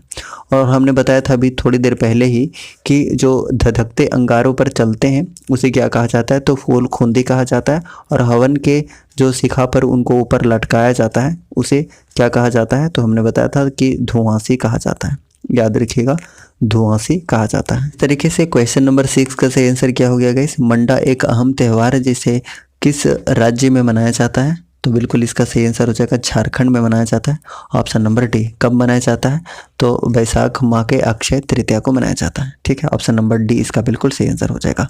नेक्स्ट बात करते हैं क्वेश्चन नंबर 7 की। 7 नंबर क्वेश्चन है कि झारखंड में स्लैश तथा वर्ण कृषि किस नाम से जाना जाता है, तो 7 का सही आंसर हो जाएगा ऑप्शन नंबर बी, यानी कि करुआ के नाम से जाना जाता है, ऑप्शन नंबर बी इसका बिल्कुल सही आंसर है, ठीक है। चलिए नेक्स्ट बात करते हैं क्वेश्चन नंबर 8 की। 8 नंबर क्वेश्चन है कि जादूगोड़ा यूरेनियम खदान झारखंड के निम्नलिखित में से कौन से जिले में स्थित है? तो 8 का करेक्ट आंसर हो जाएगा ऑप्शन नंबर ए, यानी कि पूर्वी सिंहभूम जिला में स्थित है। कुछ खनिज के बारे में अगर हम डिस्कस कर लें तो सबसे पहले हम लौह अयस्क के बारे में बात करते हैं, आयरन ओर के बारे में बात करते हैं। तो अब जानते हैं कि आयरन की अगर हम बात करते हैं तो उत्पादन की दृष्टि से पूरे भारत में ये तीसरे स्थान पर है, और भंडारण की बात करते हैं तो दूसरे स्थान पर है अगर हम लोहे के उत्पादन की बात कर रहे हैं, लौह अयस्क के उत्पादन की बात कर रहे हैं। और कहाँ कहाँ पर ये पाया जाता है एक्चुअली, तो आपको देखने को मिलेगा नोवा मुंडी, उसके बाद गुवा देखने को मिलेगा, है ना, उसके बाद पंसीराबुरु, बादम पहाड़, उसके बाद कीरूबुरु, सिंहबुरु, चेरिया, उसके बाद विजय घाट, कुरी में भी आपको लौह अयस्क का बहुतायत मात्रा में देखने को मिलेगा। ठीक है, और आप जरूर जानते होंगे कि जो नोवा मुंडी का खान है वो एशिया की सबसे बड़ी खान है। याद रखिएगा, सबसे बड़ी लोहे की खान कहाँ पर है, तो नोवा मुंडी की खान काफ़ी इंपॉर्टेंट है। उसके बाद अगर हम मैंगनीज की बात करते हैं तो ये पश्चिमी सिंहभूम और पूर्वी सिंहभूम में बहुतायत मात्रा में पाए जाते हैं, पश्चिमी और पूर्वी सिंहभूम में। ठीक है, अगर हम तांबा की बात कर लें, तो तांबा उत्पादन की दृष्टि से तीसरे स्थान पर, उत्पादन की दृष्टि से अगर हम बात कर रहे हैं तो ये कहाँ कहाँ पे आपको देखने को मिलेगा, तो एक घाटशिला में आपको देखने को मिलेगा, उसके बाद राखा में देखने को मिलेगा, राखा, उसके बाद आपको कहाँ देखने को मिलेगा, तो मूसाबनी में, बसीडीह में, धोबानी में देखने को मिलेगा, सरायकेला में, और बहरागोड़ा में भी आपको तांबा देखने को मिलेगा। वहीं पे अगर हम बॉक्साइट की बात कर लेते हैं तो बॉक्साइट सबसे ज़्यादा आपको कहाँ देखने को मिलेगा, लोहरदगा में देखने को मिलेगा, हालांकि रांची और पलामू में भी कुछ कुछ देखने को मिल जाएगा। बॉक्साइट के उत्पादन की दृष्टि से ये तीसरे स्थान पर है, ठीक है, पूरे भारत में। और भंडारण की दृष्टि से सब बात करते हैं तो 7th पोजीशन पे है, ये कई बार एग्जाम में पूछा हुआ है। ठीक है, अगर हम आगे बात करते हैं क्रोमाइट की अगर हम बात कर लें तो ये सिंहभूम के जो हातू और सरायकेला वाले क्षेत्र में आपको देखने को मिल जाएगा। ठीक है, क्रोमाइट। अगर हम टंगस्टन की बात कर लेते हैं तो टंगस्टन आपको सिंहभूम के जो काली माटी है और हजारीबाग में आपको ज़्यादातर टंगस्टन देखने को मिल जाएगा। अगर हम सोना की बात करते हैं, गोल्ड की बात करते हैं तो गोल्ड आपको सिंहभूम के जो स्वर्ण रेखा घाटी क्षेत्र है वहाँ देखने को मिल जाएगा, और रांची के दामोदर क्षेत्र में भी सोना आपको देखने को मिलेगा। वहीं पे अगर हम अभ्रक की बात कर लेते हैं, माइका की बात कर लेते हैं तो माइका राजधानी कौन सा है, तो माइका राजधानी कोडरमा को कहा जाता है। अब देखिए, माइका ज़्यादातर आपको कोडरमा में मिलता है, उसके बाद आपको हजारीबाग में भी देखने को मिलेगा, और कुछ गिरिडीह में भी आपको देखने को मिल जाएगा। और जो झारखंड में पाया जाता है अभ्रक, उसमें से सबसे ज़्यादा जो वाइट अभ्रक पाया जाता है जिसे रूबी अभ्रक के नाम से भी जानते हैं, रूबी टाइप का अभ्रक झारखंड में आपको ज़्यादा देखने को मिलेगा। अगर हम ग्रेफाइट की बात कर लेते हैं तो ग्रेफाइट आपको कहाँ देखने को मिलेगा, सबसे ज़्यादा आपको पलामू में देखने को मिलेगा। और प्रमुख खान इसके कौन कौन से हैं, तो याद रखिएगा, एक तो बारामार है, उसके बाद खोजरूम है, और एक और है गाइस, याद रखिएगा, बारेसनर। ये 3 हैं जो प्रमुख खदान हैं ग्रेफाइट के। ठीक है, अब क्वेश्चन नंबर 8 का सही आंसर की हम बात कर लें तो जादूगोड़ा यूरेनियम खदान के निम्नलिखित में से किस जिले में स्थित है, तो ऑप्शन नंबर कौन सा हो जाएगा, ऑप्शन नंबर ए इसका बिल्कुल सही आंसर हो जाएगा, यानी कि पूर्वी सिंहभूम इसका बिल्कुल सही आंसर है, ऑप्शन नंबर ए। नेक्स्ट बात करते हैं क्वेश्चन नंबर 9 की। 9 नंबर क्वेश्चन है, रामगढ़ कांग्रेस अधिवेशन कब आयोजित किया गया था, इसका आंसर हो जाएगा ऑप्शन नंबर ए, यानी कि 1940 में आयोजित किया गया था। और 1940 में भी कब, तो याद रखिएगा 19 से 20 मार्च याद रख सकते हैं। इसके अलावा और भी इंफॉर्मेशन की अगर हम बात करते हैं तो यहाँ से याद रख सकते हैं। तो सबसे पहली बात तो यही याद रखिए कि 19 से 20 मार्च तक ये चला था 1940 ईस्वी में, और ये कौन से क्रम का था, तो ये 53वां अधिवेशन था। ठीक है, 53वां अधिवेशन था, ये कई बार एग्जाम में पूछा हुआ है, तो यहाँ से कम आप ये याद रख सकते हैं। अध्यक्षता किसने की थी, तो यहाँ पर याद रखिएगा अबुल कलाम आज़ाद ने इसकी अध्यक्षता की थी। स्वागत समिति के अध्यक्ष कौन बनाए गए थे, तो डॉक्टर राजेंद्र प्रसाद स्वागत समिति के अध्यक्ष बनाए गए थे, काफ़ी महत्वपूर्ण है। इसके अलावा बात करते हैं तो हुआ क्या था कि सुभाष चंद्र बोस ने अखिल भारतीय समझौते सम्मेलन का आयोजन किया था, जिसके परिणाम स्वरूप क्या हुआ था गाइस कि 1939 में क्या हुआ कि फॉरवर्ड ब्लॉक की स्थापना की गई थी। ठीक है, इसके अलावा और भी याद रखना चाहें यहाँ से तो आपने एम.एन. रॉय का नाम सुना होगा। तो एम.एन. रॉय ने क्या किया था कि रेडिकल डेमोक्रेटिक पार्टी की स्थापना की थी। ठीक है, इसके अलावा बात करते हैं तो इस अधिवेशन के दौरान जो महात्मा गांधी हैं, महात्मा गांधी वो कब, तो याद रखिएगा 19 19 मार्च 1940 ईस्वी को इन्होंने रामगढ़ में क्या किया था कि खादी ग्रामोदय प्रारंभ किया था। ये काफ़ी महत्वपूर्ण है। ठीक है, कौन सा अधिवेशन था? तो 53वां अधिवेशन था। ये बहुत ही ज़बरदस्त पूछा जाता है, कई बार एग्जाम में पूछा गया है। तो क्वेश्चन नंबर 9 का आंसर क्या हो गया? रामगढ़ अधिवेशन कब आयोजित किया गया था? तो ऑप्शन नंबर ए इसका बिल्कुल सही आंसर है, यानी कि 1940 इसका बिल्कुल सही आंसर हो जाएगा, ऑप्शन नंबर ए। नेक्स्ट बात करते हैं क्वेश्चन नंबर 10 की। 10 नंबर क्वेश्चन है, झारखंड में सर्वाधिक सिंचाई तालाब से किस जिले में होती है? तो इसका करेक्ट आंसर हो जाएगा गाइस ऑप्शन नंबर ए, यानी कि देवघर में सर्वाधिक तालाब से सिंचाई होती है। अब देखिए, हम सिंचाई की बात करते हैं तो सबसे पहले हम बात करते हैं, देखिए, कुआं की। तो कुआं की अगर हम बात करते हैं तो सबसे ज़्यादा गुमला और गिरिडीह में होता है। गुमला और गिरिडीह में कुएं से सिंचाई सबसे ज़्यादा होता है, सर्वाधिक होता है। प्रतिशत के हिसाब से बात करेगा तो 29.38% जो सिंचाई है वो कुएं से होती है झारखंड में। ठीक है, इसके अलावा और भी बात करिएगा, जैसे तालाब की अगर हम बात कर लेते हैं तो तालाब में सबसे शीर्ष पर कौन है? तो ये देवघर है। तालाब में सबसे ज़्यादा सिंचाई कहाँ पर? तो देवघर जिले में होती है। अगर हम परसेंटेज की बात करते हैं तो कितना परसेंट? तो 19.07%, राइट। उसके बाद हम बात कर लेते हैं कि नहर से। ठीक है, अगर हम नहर से बात करते हैं तो नहर में सबसे ज़्यादा सिंहभूम में आपको देखने को मिलेगा, सिंहभूम और सरायकेला वाला क्षेत्र में, राइट। और ये कितना प्रतिशत अगर बात कर लेते हैं तो याद रखिएगा 17.53%। ठीक है, वहीं पे अगर हम नलकूप की बात कर लेते हैं, नलकूप की, तो नलकूप से आपको देखने को मिलेगा कहाँ पर? तो लोहरदगा में आपको ज़्यादातर देखने को मिलेगा नलकूप से। ठीक है, प्रतिशत के हिसाब से बात करेगा तो 8.28% यहाँ पर जो सिंचाई होती है वो नलकूप से होती है लोहरदगा में, याद रखिएगा। देखिए, हर चीज़ों को याद रखने के लिए एक छोटा सा ट्रिक आप देख सकते हैं। जैसे मान के चलिए कि ये एक क्या है? कुआं है। ठीक है, ये एक कुआं है। अगर इस कुएं में कोई गिरेगा, अगर कोई गिरेगा तो क्या हो जाएगा? गुम हो जाएगा। अगर कोई गिरेगा तो क्या हो जाएगा? गुम हो जाएगा, यानी कि इस कुएं में जो भी गिरेगा वो गुम हो जाएगा। मतलब क्या हुआ कि जी से गुमला और जी से गिरिडीह। तो कुएं से आप याद रख सकते हैं कि 2 जिले में सबसे ज़्यादा सिंचाई कहाँ कहाँ? तो गुमला और गिरिडीह में, आप इतना याद रख सकते हैं। इसके अलावा हम बात करते हैं कि तालाब से सबसे ज़्यादा कहाँ पर होगा? तालाब से। तो तालाब से देखिए आप कैसे याद रखना चाहेंगे? तो तालाब के किनारे कौन सा पूजा होता है गाइस? तो छठ पूजा, आप जानते हैं ना, छठ पूजा होता है। अब जब भी हम पूजा की बात कर रहे हैं, मंदिर का बात कर रहे हैं, तो तुरंत दिमाग में क्या आता है? देवघर तुरंत दिमाग में आता है। तो देवघर बात तुरंत में आ रहा है, तो तालाब से रिलेटेड कौन सा हो जाएगा? ये देवघर हो जाएगा। तालाब से तुरंत आपके माइंड में आना चाहिए छठ, छठ से आपके दिमाग में आना चाहिए पूजा, और पूजा से मंदिर वगैरह, और मंदिर ज़्यादातर आपको देवघर में देखने को मिलेगा। तो इस हिसाब से आप कह सकते हैं कि तालाब में सबसे ज़्यादा सिंचाई कहाँ पर होती है? तालाब से, तो देवघर में होती है। ठीक है, उसके बाद देखिए, अगर आप नलकूप की बात करिएगा तो हम नलकूप के बारे में अगर आपसे बात करना चाहें तो आप जानते हैं कि नलकूप अगर ये नल है गाइस, अगर ये नल है तो आप देखिए क्या कि ये जो नल बना होता है ये लोहे का बना होता है। ये नहीं, बिल्कुल लोहे का नलकूप बना होता है।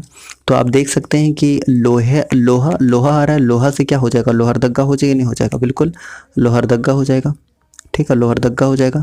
तो लोहरदगा किससे हो जाएगा? नलकूप से हो जाएगा। तो आप ऐसे कोरिलेट करके चीज़ों को याद कर सकते हैं। और नहर से आप डायरेक्ट याद रख लीजिए कि सिंहभूम और सरायकेला वाले क्षेत्र में होता है। ठीक है गाइस, इस तरीके से 10 नंबर क्वेश्चन का आंसर क्या हो गया कि सर्वाधिक सिंचाई तालाब से कहाँ पर होगी? तो तालाब तुरंत दिमाग में आना चाहिए छठ, छठ से आना चाहिए मंदिर, मंदिर मतलब पूजा। तो कहाँ से संबंधित हो सकता है? ऑप्शन नंबर ए देवघर इसका बिल्कुल सही आंसर हो जाएगा। So option number A is correct one. Next बात करते हैं क्वेश्चन नंबर 11 की।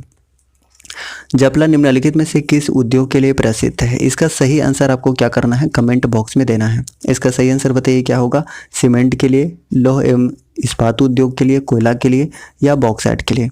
चारों में से एक करेक्ट आंसर आपको कमेंट बॉक्स में टाइप करना है। इस तरीके से आज का सेशन हमने कंप्लीट कर लिया है। अगर आपको सेशन पसंद आया तो प्लीज़ लाइक कीजिएगा, और चैनल पर नए हैं तो प्लीज़ चैनल को सब्सक्राइब करके बेल आइकन को प्रेस कीजिएगा, ताकि आपको न्यू वीडियोज़ का नोटिफिकेशन बिल्कुल सही समय पर मिलता रहेगा। Thank you so much. जय हिंद।